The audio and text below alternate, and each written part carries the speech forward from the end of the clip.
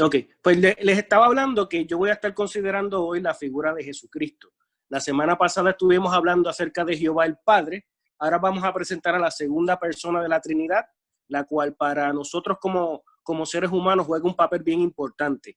Nosotros tenemos que aprender a conocer quién es esta persona para poder llegar hasta la salvación que nosotros pues tanto anhelamos en nuestra vida, ¿verdad? Por eso vamos a... Talking about Jesus. It is the second most important name in the Trinity. It's one of the Trinity. Last week we spoke about God the Father. Today we're going to concentrate on the figure of Jesus. Exactamente. Disculpa que se me olvidó que ibas a traducir.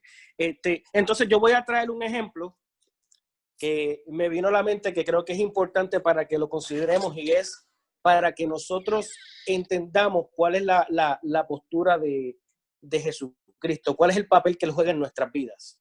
So I'm gonna discuss the role of Jesus in our lives. Okay. Quisiera ver si alguien me puede ayudar rapidito y decirme qué es lo que piensan, cuál fue la función de Jesucristo cuando vino a la tierra. Cualquiera que me pueda contestar rápido. If anybody can answer me quickly, what was Jesus' function when he came to the earth? A morir por nosotros.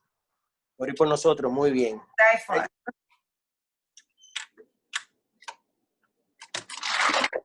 Ok, ¿alguien más o nos vamos con eso? Eso está muy bien, eso fue lo que vino, exactamente. Para salvar a los pecadores. Para tratar con los pecadores, muy bien, exactamente. Ok, ahora yo quiero que ustedes vean, quiero otro vaso.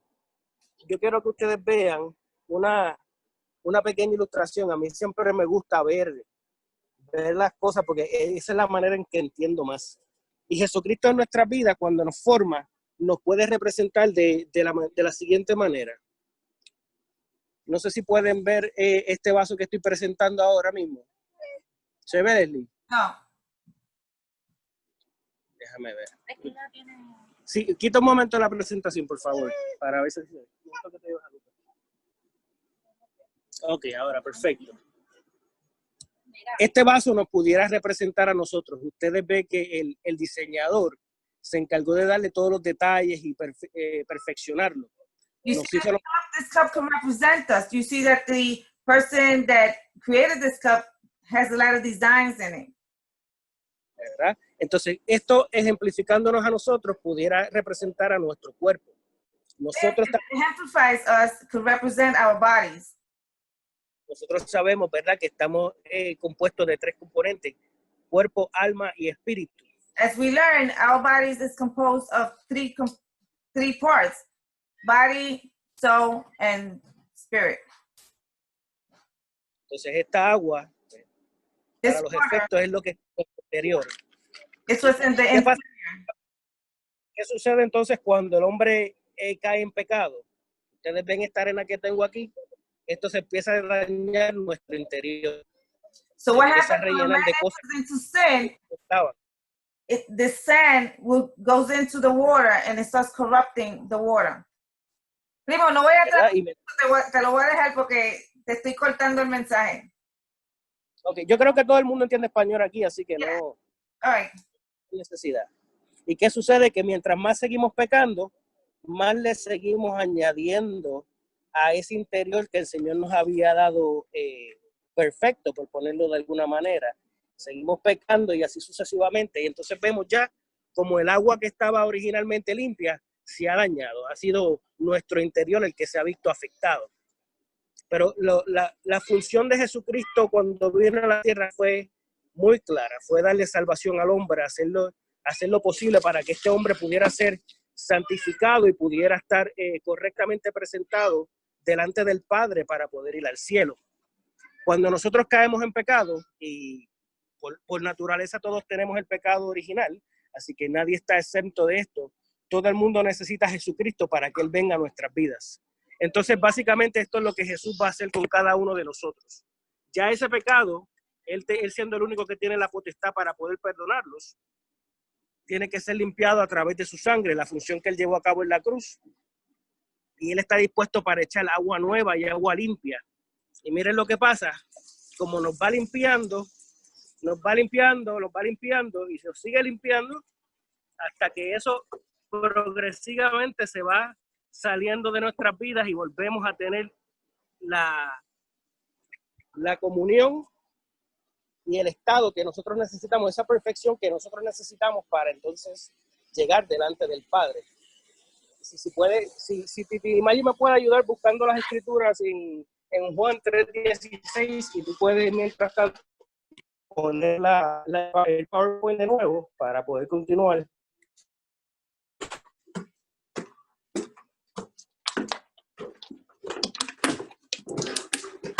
Sería el siguiente slide, donde nos habla Juan 3:16, y este versículo es muy importante para la vida del cristiano. Yo creo que nosotros debemos tanto marcarlo en nuestras Biblias como aprendernos de memoria, porque esto nos da una base bien importante y nos deja saber el rol que fue llevando a cabo Jesucristo para nuestras vidas. Ok, Titi Maggi, ¿lo tienes?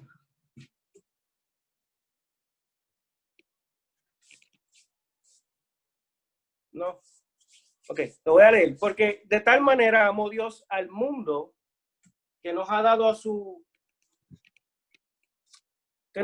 Hijo unigénito, para que todo aquel que en él cree no se pierda, mas tenga vida eterna. Porque no envió Dios al mundo para condenar al mundo, sino para que el mundo sea salvo por él. Esto es bien importante porque nosotros tenemos que reconocer la función de Jesucristo.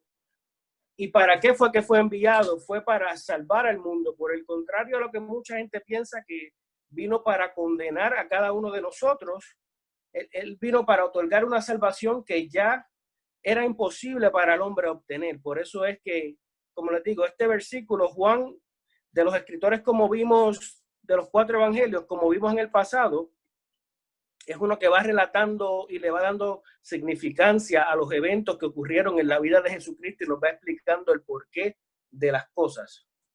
Si podemos pasar al próximo slide.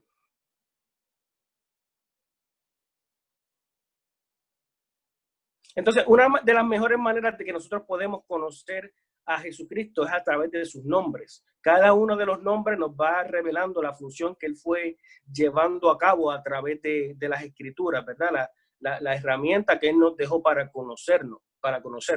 En la palabra existen más de 700 nombres que hacen referencia a la figura de Jesucristo, ¿verdad? Y cada uno de estos nombres se pudiera estar ajustando a la necesidad que uno tenga en el momento. Por ejemplo, él puede ser tu proveedor en un momento que tú tengas alguna necesidad, puede ser tu sanador, y así sucesivamente, dependiendo de las emociones que uno vaya viviendo. Tú puedes ver como cuando tú clamas a él, él te va a ir respondiendo y supliendo esa necesidad. Yo recuerdo que en algún momento yo estaba hablando con un joven que me encontré en la calle. Este joven era testigo de Jehová y siempre me decía, pero ¿cómo es que tú piensas que Jesús, tú tienes esta dinámica con Jesús donde Jesús te habla, donde él te responde, donde él te va guiando? Y yo se lo describí de una manera muy sencilla. Aunque haya un salón donde hayan varias mujeres, cuando mi mamá me habla, yo reconozco la voz de mi mamá, porque ya tanto tiempo que llevo interactuando con ella, yo puedo escuchar claramente, aunque hayan 100 mujeres en ese cuarto, cuál es la voz de mi mamá. Y esa es la función que nosotros debemos hacer también. Nosotros tenemos que, como ovejas, reconocer la voz de nuestro pastor, para cuando nuestro pastor nos llame o nos hable, entonces nosotros podamos saber que sí, este es Jesús el que me está hablando aquí.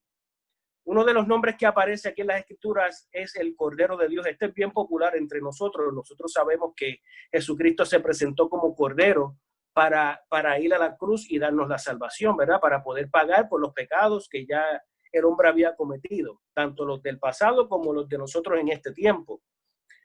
El segundo sería, y este lo utiliza el profeta Habacuc. Yo creo que este es de los más impactantes de todos los que tiene la escritura para referirse a Jesucristo.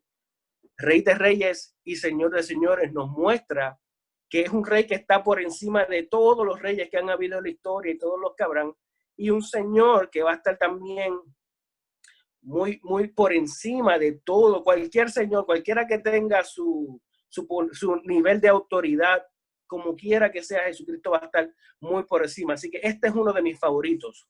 Después le sigue príncipe de paz. Y esto es bien importante porque en ese tiempo nosotros sabemos que el pueblo judío estaba siendo colonizado por el Imperio Romano. Era la potencia más grande que existía en aquel momento. Y aparentemente César era aquel que le daba cierto tipo de paz. Era como una cierta similitud entre lo que el César podía brindar, ese tipo de seguridad, ese tipo de autoridad o de paz. Y por eso Jesús nos explica claramente, yo doy la paz, no como la del mundo, sino yo doy una paz que sobrepasa todo entendimiento, y él al ser el precursor de todo este tipo de paz, al ser el autor de esta paz, al ser el primero en que el que lleva a cabo esta acción, es considerado entre nosotros como el príncipe de paz. Esa paz que no podemos explicar necesariamente con una ecuación o con una fórmula mágica, sino que aunque hayan tiempos de crisis, momentos de dificultad, aunque tengamos momentos de pérdida, nosotros vemos como Él nos va dando una paz, la paz que exactamente nosotros necesitamos. El próximo sería la propiciación, y este es importante porque este es la ofrenda que se necesitaba para apaciguar la ira de Jehová. ¿Por qué? Porque nosotros aprendimos la semana pasada con el estudio que trajo el pastor Joe que en el Antiguo Testamento el Señor era considerado como un juez, el cual nos llevaba a toda justicia y a toda corrección. Sin embargo, cuando lo vemos en el Nuevo Testamento, Jesús nos lo muestra como un padre. Por eso es que nos enseña con la oración Padre Nuestro, porque nos está mostrando quién Él es para nosotros. Él siendo el unigénito, el primero de toda la creación, pero nos ha insertado para que nosotros seamos los hijos también por herencia, por este derecho que conseguimos al momento de aceptarlo a Él como nuestro Salvador. El próximo es bastante obvio, que sería el mediador. Y esto es bien importante para nosotros reconocerlo de esta manera, porque hay religiones de todo tipo en el mundo. Hay muchos métodos que el ser humano ha tratado de llevar a cabo para ayudar, intentando o pensando que de alguna manera puede ayudar a Jesucristo con su obra. Pero sabemos claramente que solamente y exclusivamente, esto es incuestionable, solamente hay un mediador entre Dios y los hombres, y su nombre claramente se llama Jesús. Lo dice la palabra y así tenemos que creerlo. Así que no hace falta más ningún tipo de sacrificio que se lleva a cabo. No hace falta ayudar a Jesucristo de ninguna manera. Ya todo lo que se tenía que hacer se hizo. Y si uno quiere salvación es a través de Jesucristo. Esa es la mejor forma que vamos a conocer al Padre. No hay de otra. Y finalmente tengo el postrer Adán. Y esto nos enseña que, y no voy a abundar mucho, este es el segundo hombre, el hombre que vino a cambiar lo que Adán incorrectamente había hecho a través de la obediencia. Así que lo voy a dejar hasta ahí porque tengo otro slide que habla acerca del postrer Adán. Y si podemos pasar al próximo slide. El significado de mi nombre. Esto es bien importante que nosotros lo entendamos, porque cada uno de estos componentes nos va dando un entendimiento más profundo acerca de qué rol juega cada cosa dentro de su nombre. Por ejemplo, cuando nosotros consideramos al Señor Jesucristo, en este caso Señor viene siendo su título. Es Señor porque tiene siervos que están debajo de él. Es Señor porque, ¿verdad? Él es el líder, Él es la cabeza y nosotros somos el resto de los miembros del cuerpo. Él es el pastor, nosotros somos las ovejas. Por eso es que Él es considerado Señor, en este caso sería su título. Jesús, como ya todos sabemos, es su nombre. Aunque yo sé que en hebreo se considera Yeshua, y Yeshua tiene algún parecido con el nombre Josué, principalmente considerando o más asociado con Josué, el hijo de Nun, quien fue el que llevó al pueblo de Israel a la tierra prometida luego de que Moisés falleciera. Yo creo que no hace falta complicarnos tanto con respecto a esto. Su nombre es Jesús, y lo que tendríamos que hacer para conocerlo es tener una amistad concreta con Él, ¿verdad? Este diario vivir donde vamos, ya sea a la palabra, ya sea en oración, ya sea en ayuno o cualquier otro tipo de edificación que podamos conseguir, Pero conociendo su nombre y conociendo quién Él es, ahí vamos a desarrollar esta relación, la cual sería para beneficio de cada uno de nosotros. Y finalmente Cristo. Y Cristo en este caso sería su cargo. En el Antiguo Testamento esto se representa bien claramente como el Mesías, ¿verdad? Aquel que vino a llevar a cabo la obra de salvación para cada uno de nosotros, porque claro está que la ley no estaba diseñada para que ninguno de nosotros la cumpliéramos realmente. Nosotros iba a ser imposible para nosotros, pero con este cargo de Cristo o Mesías nos lleva a la salvación que tanto hemos anhelado. Yo sé que hay mucha gente que no le han dado ese título todavía. Para ellos, pues, hay algunos que siguen esperando Mesías, hay algunos que, aunque ya él llevó a cabo la obra de la cruz y está probado hasta de manera científica que Jesucristo murió en la cruz, todavía no le dan ese cargo, pero lamentablemente para las personas, ya sea que voluntaria o involuntariamente los reconozcan como lo que él realmente es, en algún momento la palabra nos enseña que toda rodilla se va a tener que doblar delante de él.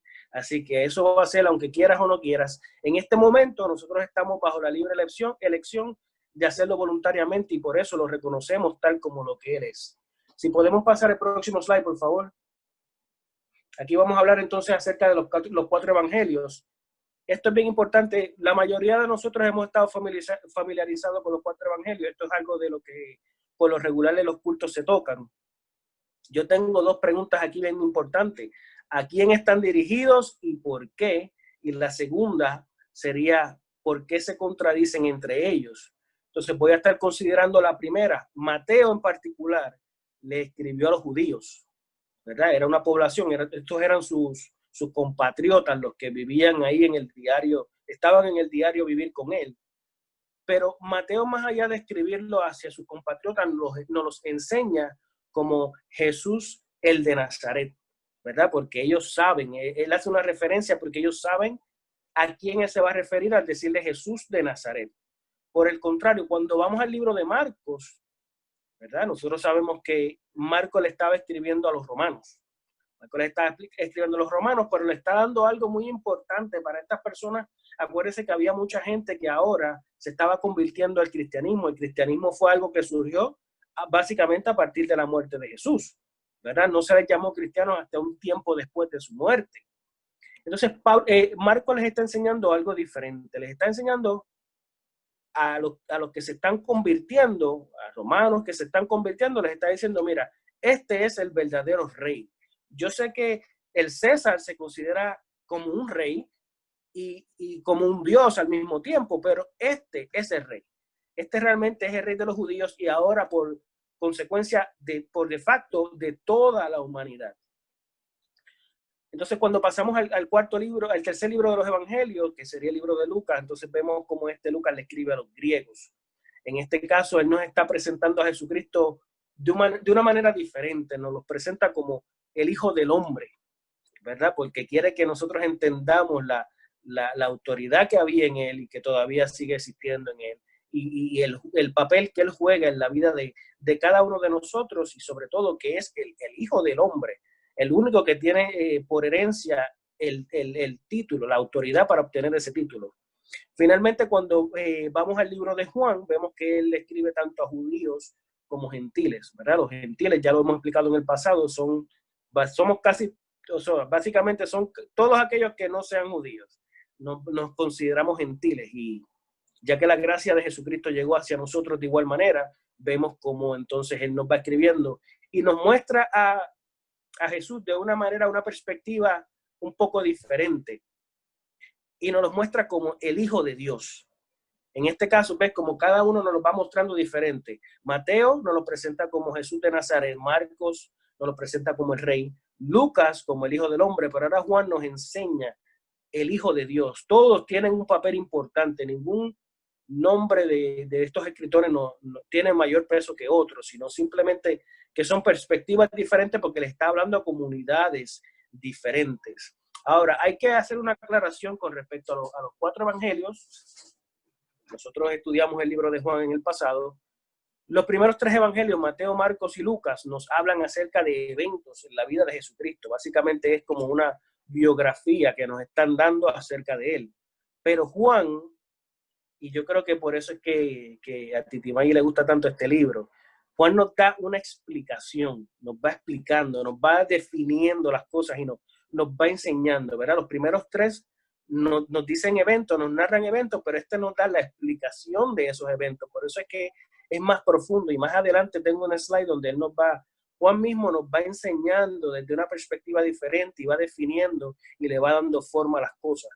Ahora, para contestar, básicamente eso contesta la primera pregunta. Para contestar la segunda pregunta de por qué se contradicen, nosotros podemos ver claramente en las escrituras, y esto puede ser un tipo de argumento que constantemente sale entre las personas, que por ejemplo, algunos de los evangelios te dicen que Jesucristo murió a eso del mediodía, otros te dicen que murió alrededor de las 3 de la tarde, o te van narrando eventos, ¿verdad? Que aunque la esencia misma del evento sigue estando, pero hay una leve contradicción donde uno nos dice que fue el mediodía, otro nos dice que fue a las 3 de la tarde. Claramente la hora no es la misma, así que hay una pequeña contradicción, pero nosotros tenemos que entender algo. Cuando ocurre una escena del crimen y hay varios testigos, la policía comienza a entrevistar a cada uno de los testigos y les empieza a preguntar qué fue lo que ocurrió. Cada uno va a dar su perspectiva de lo que para ellos fue importante. Cada uno de ellos va a decir, pues mira, yo vi esto y esto pasó aquí de esta manera, pero el segundo puede que diga, aunque su historia va a ser, la raíz de su historia va a ser la misma, pero va a decir, pues bueno, yo vi esto otro y yo lo veo desde este punto de vista y esto fue lo que pasó. Y es lo mismo que sucede cuando nosotros si estamos en algún juego, un juego de deporte, un juego de pelota, pues a lo mejor yo estoy más pendiente a lo que pasó con el pitcher, pero el otro está pendiente a lo que pasó con el bateador. Y esto es lo que trae credibilidad. Por eso es que yo creo que este tema no debe de ser en ninguna manera como secreto entre nosotros los cristianos, porque esto es lo que trae credibilidad. Cuando un investigador va y entrevista a varias personas acerca de lo que sucedió en la escena de un crimen, el entrevistador no espera que los testigos den exactamente la misma versión, porque al darle exactamente la misma versión, lo que le dice eso al entrevistador es que están mintiendo. Por el contrario, él espera que haya algún tipo de discrepancia en cierto punto, que la historia no sea perfectamente arreglada en un 100%, sino que la raíz de la misma sea igual, pero que los detalles, como cada uno de nosotros vemos algo diferente, que los detalles varíen en cierto grado.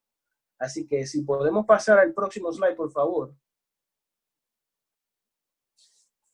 Y aquí nos hablan de algo que ya mencioné anteriormente acerca de el único puente, el único camino que hay es a través de Jesucristo, y esta es la única manera que nosotros los hombres tenemos para llegar delante de la presencia del Señor. Esta es la evidencia física o la referencia física que nosotros tenemos, y lee de la siguiente manera: porque hay un solo Dios y un solo mediador entre Dios y los hombres, Jesucristo hombre.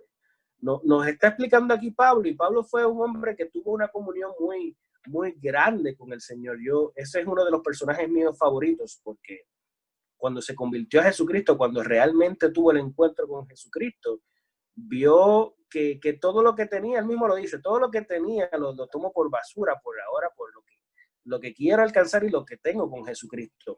Y Pablo es un hombre que yo, en mi opinión, creo que tuvo una relación mucho mayor que algunos de los otros profetas o algunos de los otros discípulos, mejor dicho, porque fue un hombre que se apartó para él, fue un hombre que tuvo la oportunidad de decir, y esto yo creo que es una responsabilidad muy grande que lo digamos, como ser imitadores de mí como yo de Cristo. Eso para mí tiene que ser, tú tienes que estar bien seguro de cómo está tu vida espiritual y cómo tú andas delante del Señor para poder hacer esa referencia tan grande y tan significativa a las personas. Así que Pablo nos escribe esto y nos deja saber que a pesar de muchas filosofías que se han levantado y se seguirán levantando, muchas ideologías y muchas cosas, aquí no hay más nada que buscar. Este es el único camino. Tú quieres llegar a la salvación, es por Jesucristo. Tú puedes inventar otra cosa y eso es asunto tuyo, pero la realidad Y yo le digo que recientemente estoy viendo un documental, una serie que se llama The Story of God, la historia de Dios, by Morgan Freeman. Está muy buena, pero en este mundo les recomiendo que la vean definitivamente.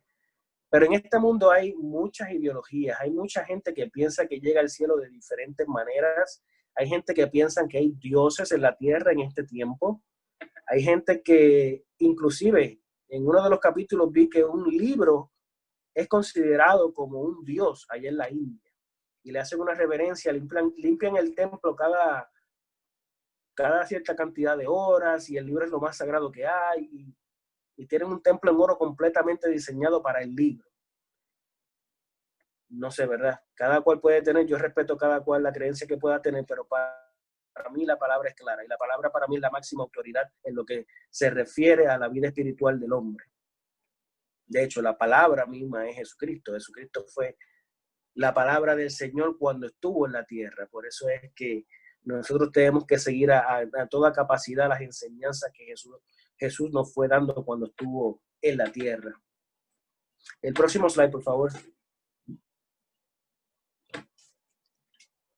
El segundo Adán. Y esto es interesante porque el hecho de que él sea considerado el segundo Adán no fue porque vino después de Adán, porque él vino antes que Adán. Así que él estuvo mucho antes de que el hombre Adán fuera creado. Sin embargo, lo que Pablo nos quiere hacer referencia en este capítulo, esto se encuentra en 1 Corintios capítulo 15, 21 y 22, aquí es que nos habla acerca de esto. Él nos dice que este primer hombre fue formado de la tierra, ¿verdad? Sin embargo, el postrer Adán, que se hace referencia, obviamente sabemos que Jesucristo, vino directamente del cielo con una misión, con un objetivo para llevar a cabo una obra. Sin embargo, este primer Adán desobedece a Dios, como nosotros lo vemos en el capítulo 3 del libro de Génesis, e introdujo pecado y muerte al mundo, ¿verdad? Eso era algo que no existía hasta ese momento. Esto fue algo que la desobediencia del hombre trajo. Y esta historia es bien interesante porque si nosotros vemos cómo ocurrieron las cosas y leemos la palabra con detenimiento, vemos que, por ejemplo, cuando la mujer come del fruto, básicamente no ha pasado nada todavía. Sí, ella había desobedecido, eso lo sabemos, pero no fue hasta que el hombre come del fruto que los ojos de ambos fueron abiertos. ¿Por qué? Porque la responsabilidad le fue entregada ¿a quién? Al hombre. Él fue el que Dios le dijo, mira, pues vas a tener autoridad sobre esto y vas a nombrar a los animales de esta manera y todo este tipo de cosas. Entonces, cuando él come del fruto que prohibido, ahí es que se abren los ojos de ambos y ellos se dan cuenta que están desnudos y entonces empieza toda la dinámica que ya nosotros conocemos. Por eso es que este hombre, este segundo Adán, vino y trajo pecado y muerte, nos separó del Señor. Esa comunión que existía, donde hablábamos directamente con el Señor, donde nuestros cuerpos pues no morían, donde el pecado no había entrado todavía, todo eso fue deshecho y entonces se convirtió en lo que conocemos en el presente, pero gracias a Dios por su misericordia que envió entonces al segundo Adán. Y este segundo Adán es el que obedece al Padre y nos trajo vida eterna. Pero claro está, vida eterna en el cielo con nuestro Padre, porque también nosotros conocemos que hay una vida eterna en el infierno, pero no es la que nosotros queremos. Nos trae la vida eterna de salvación, nos trae las buenas nuevas que el hombre está necesitando. Si podemos pasar el segundo slide, por favor. No sé si hasta ahora hay alguna pregunta, o lo quieran dejar hasta el final. Yo creo que ya este es el último slide, lo hice cortito. Para hablar de Jesucristo, yo les puedo decir que yo puedo hablarles toda la mañana y el resto de la tarde. Se puede hacer una disertación completa y yo creo que las palabras todavía no me van a sobrar, porque para hablar acerca de Jesucristo es una cosa, es increíble y yo creo que ningún ser humano con nuestra mente finita puede describir una mente tan infinita y alguien tan glorioso y maravilloso, pero lo traté de hacer lo más resumido posible para que todos pues podamos entender ciertos aspectos importantes y pues darle continuidad, pero la realidad es que no hay palabras suficientes, no hay libros suficientes para describir sus grandezas, así que Con este slide voy a estar terminando, lo voy a abrir después luego para preguntas, si es que hay alguna. Y es importante porque nosotros, conociendo quién Él es, dice, por eso dice este slide, yo Jesús soy la puerta, soy el pan de vida, soy el agua, la fuente de agua eterna. Y es curioso porque yo sé que a través de la historia, a mí me gusta mucho leer la historia y me gusta saber acerca de personas que han cambiado significativamente la historia o el rumbo de la historia en todas las facetas posibles.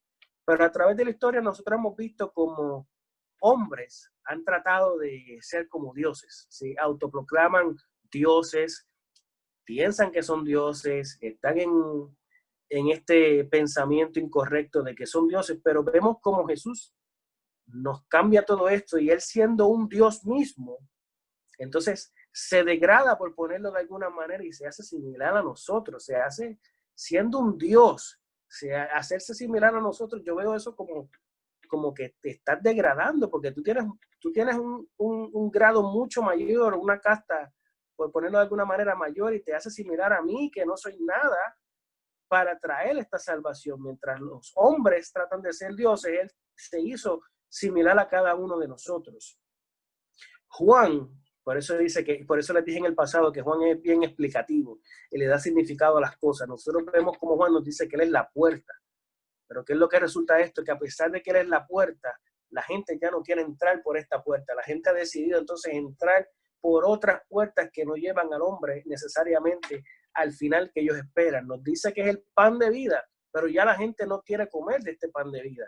Sin embargo, cuando el hombre estaba en el Edén, Dios le dijo al hombre, no comas del fruto, y el hombre comió.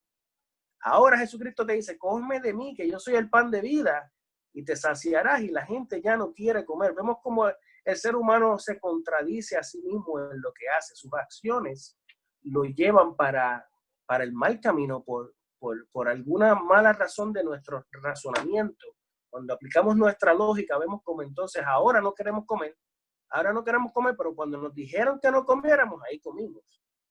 Y finalmente nos dice que es el agua, la fuente de agua eterna, ¿verdad? Que todo aquel que tome de él jamás tendrá sed. Esto fue lo que le dijo a la mujer samaritana. Yo creo que la mujer samaritana lo entendió muy bien y nosotros debemos de aspirar a que esta sea nuestra fuente, porque definitivamente cualquier botella de agua nos quitará la sed de manera momentánea.